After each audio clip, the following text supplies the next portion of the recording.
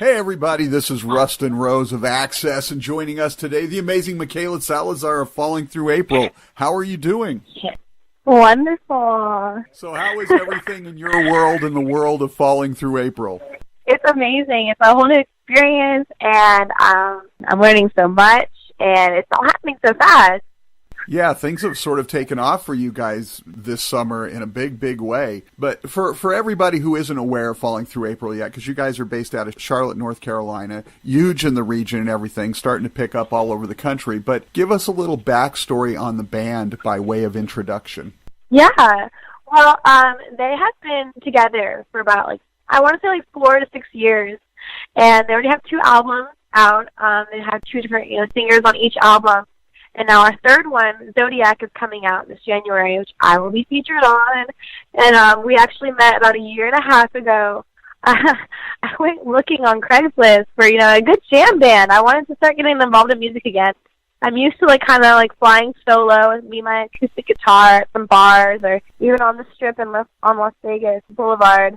So I was I want more. I want to do more. I love seeing the people. I love inspiring people, and so I want to have a bigger impact. So I thought I wanted to get a big band, and I got super freaking lucky by searching on Craigslist. I was I'm living in Columbia, South Carolina currently. I've been there for 10 years, and it just wasn't happening. There's a good music scene down there, but they're not really aspiring for much more than just local gigs. And so I wanted to look further on. So I went to Charlotte Craigslist, and I found Falling Through April.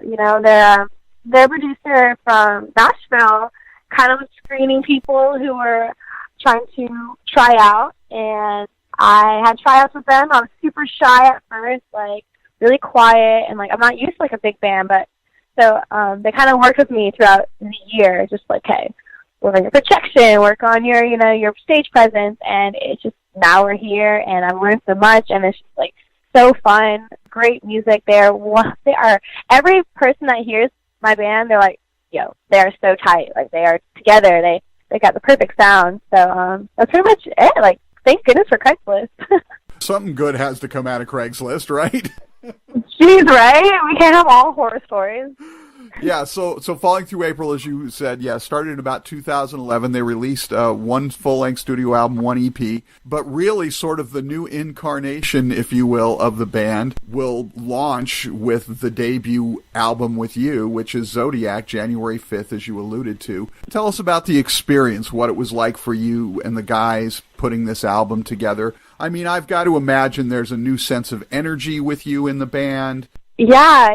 As soon as we confirmed the plans for making an album together, they gave me 50 tracks. Okay, which ones are your favorite? Which one do you want to write with? So I just sat in my room for days, pretty much, just okay, I have a notebook and books and books and books full of lyrics. Pretty much, I've written to myself over the past few years. I'm okay, which track will these go best with? So I tried fitting them. I tried rewriting. I tried composing just new songs, with each song having a different theme and feeling.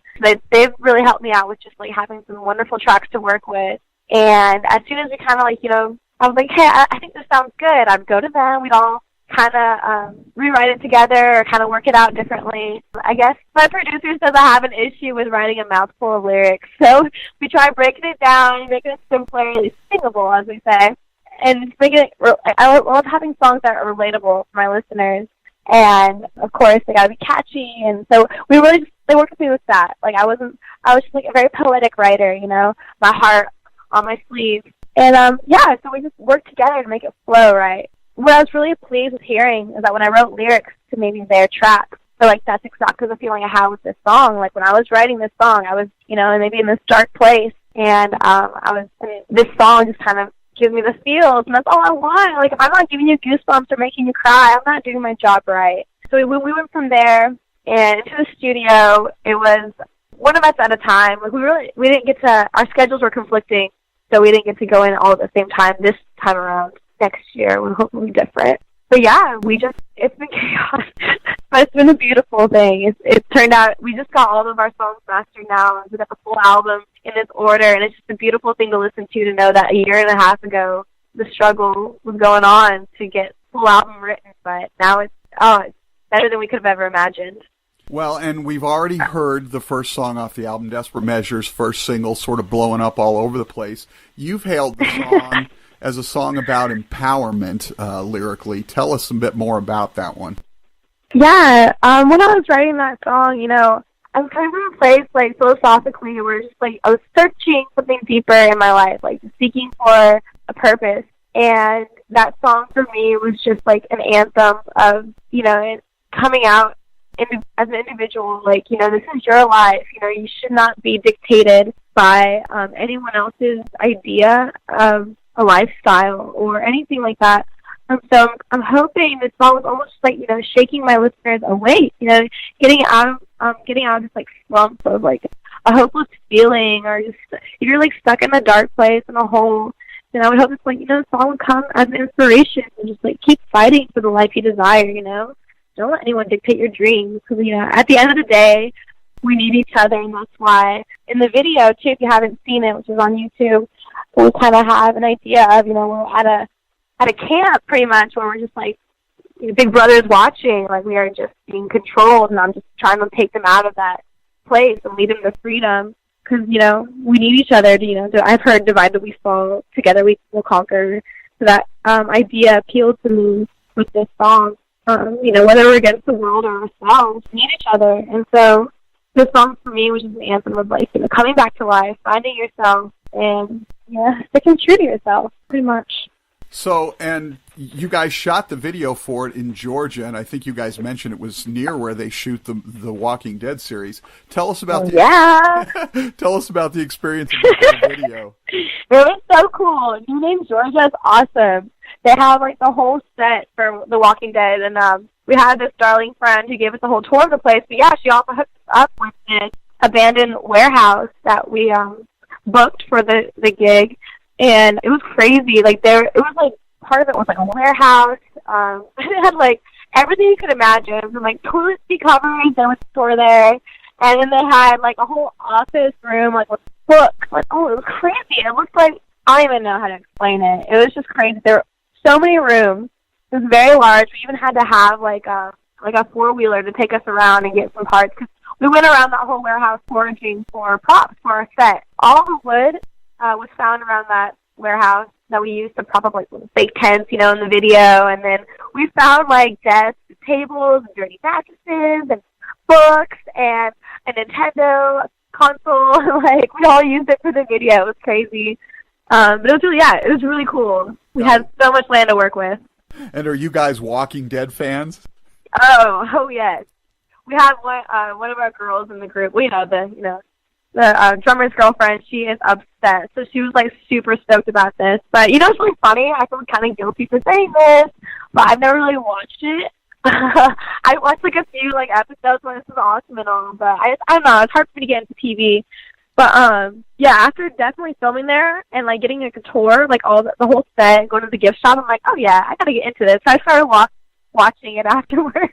So the song Desperate Measures, would you say that is indicative of what the rest of Zodiac will sound like, or is that just one aspect? No, man. Oh, no. We were almost, like, told that we had an identity crisis. But I like it that way. I would say 3 or 4 different, like, sounds or genres in this album. So I really feel like it'll appeal to everybody. We have the softer side. We have the total, like, dance poppy side. We got the really punk edgy side. And then we have the modern. We're going to shock you guys. When you hear the whole album, it's just a little bit of everything. But yeah, Desperate Measures is just like a teaser. We talked a little bit about, you know, your notebooks and everything and coming up with the ideas lyrically for the songs. We already know what Desperate Measures is about. What were some of the other themes or topics that you worked on this record in particular? Well, my second favorite song on the album, I have, like, probably 2 other favorites. One, I started off as trying to write a love song, but it ended up as being titled Better Off Alone, and it's, like, one of the punk, edgiest songs we have, one of my favorites. And then we have another one that Dan and I are, like, most really fond of, and, you know, the others have grown fond of it, too. It's called, oh gosh, I'm thinking of, like, the original titles. The original titles are, like, crazy. Oh gosh, I can't remember, I'm blanking on it. We just, like, retitled, like, all of our songs. So yeah, Better Off Alone is one of my favorites. It's really punk, you know. That's, like, what I really wanted when I joined the band. Like, I wanted to be in a rock band, kind of like a No Doubt style, or even Paramore. I gotta say it. But it has that kind of taste. So, lyrically though, what were some of the topics that you wanted to hit on that you feel like you accomplished? Geez. It's deep. It's deep as heck. There's this one called Coast to Coast, where I had moved from the West Coast to the East Coast. And for me, it was a complete culture shock, and it was really hard leaving all my friends. I've also moved out of the country before. And as lightning as it is, it was really hard, really difficult. You feel like you almost like lose a bit of yourself, and you gain a bit of yourself. And so the song Coast to Coast, it talks about, like, just the struggle and experience in the just traveling, There's that, and then, like I told you, the song Better Off Alone, I was looking for a love song, but I realized, you know what? You don't need it. You don't always need it. Sometimes you're just better off being yourself and just doing your own thing. So you're really going to get to know me with this album. Nice. I don't know if it's a good thing or a bad thing, but my whole heart from like the past 10 years of my experience have been in this. I put into this album, and so I'm really excited and intimidated to share. It's very I feel vulnerable. I'm opening up with it, but it's also, that's what I do with my music. That's what I love doing, because you never know who can also relate, and it might help them break out of their shell or open their eyes, because really what I want to do with my music is open up eyes, open up minds and heart to reality. There's a song, oh gosh, I can't believe the title for it, but it's talking, I kind of wrote it inspired by kids on Instagram, like this generation, I'm going to get real right now, but it's like, we build up this lifestyle that might be a facade, and we kind of just we fake ourselves. We fake ourselves out. And so I wrote a song just talking about, you're living your life looking through a camera lens, so it breaks my heart to see kids just kind of not being true to themselves, or also not lifting their heads up from their phone and looking at the present moment that they're in, just like the beautiful world around them, as beautiful as it still is. Just living in the moment, I read a book back a while ago that really changed my whole perspective in life and philosophy. It's just having a positive outlook on life. And so anyway, with some of my songs, that's what I want. It starts in a dark place, but then it ends with a hopeful outlook. So that's pretty much what Zodiac is all about. So there's the reality of it all, but there's still hope at the end of it for everybody. Yeah, a harsh reality, but a better outlook. Yeah. So what was the name of the book? Oh my gosh, it's called The Power of Now by Eckhart Tolle. It was, it's not really religious, but he brings in religion in some of it. And it's just empowering to know, you might be in a cruddy situation, but look at what you have. Look at what's around you, and live in the moment, not in the past, not in the future, just in the present. And so with the album, I kind of just, you look back at what you've done, what you have, what you don't have anymore, but look at what you can do now. Well, we are looking forward to hearing what you had to share of your thoughts and ideas on the record. Aww. But for our last question then, on the way out, you already said you're not really a big TV person. What are you, besides the music, obviously, what are you passionate about or into beyond that? I guess being from California, I'm a little bit hippie, so I'm all about nature and preserving it, go recycling. And I'm almost I like being an activist on preserving the earth. I guess that's what I'm all about. I'll watch TV every now and then about some documentaries and stuff like that. But trust me, I do enjoy my TV series like Gotham. I gotta say, all that superhero stuff, all about it. I'll get my TV addictions and all, but yeah, my fix just really comes from just going to the river, hanging out in the outdoors and playing music, going to concerts. What else am I passionate about? Family. I don't know, simple stuff. I'm a simple girl, as complicated as I am. a simple, complicated girl.